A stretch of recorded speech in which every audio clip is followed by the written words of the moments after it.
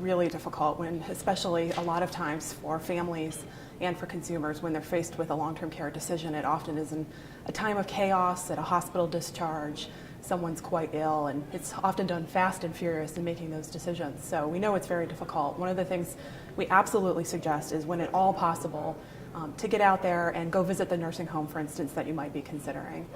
There's really absolutely no substitute for getting to get in and see a facility yourself, talk to the administrator, talk to the staff, talk to the consumers, the residents that are living in that nursing home.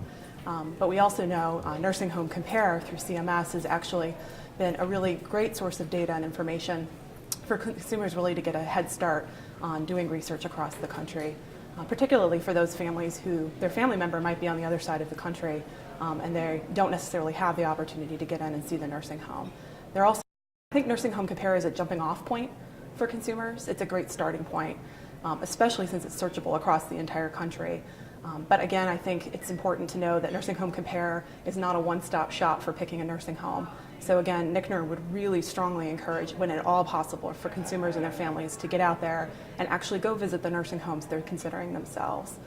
So I think it's really important that they do have that data. Consumers call us on a daily basis, letting us know that that information is really important to them. So we're happy to see the data provided and transparent and available, but we also think they need to do research on their own as well.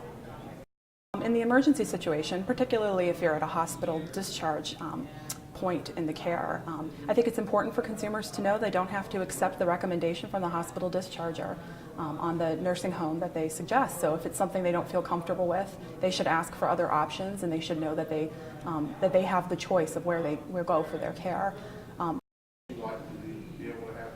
Absolutely. We would encourage families to always talk about that. I talk about that actually within my own family, on what it is that you would want for your health care. I think is really an important thing to know, because again, if you're faced in those emergency situations, knowing what your loved one, what's most important to them. We actually, on the NCCNHR website, have a worksheet for people to fill out on what their preferences would be if they were put into a nursing home or other setting.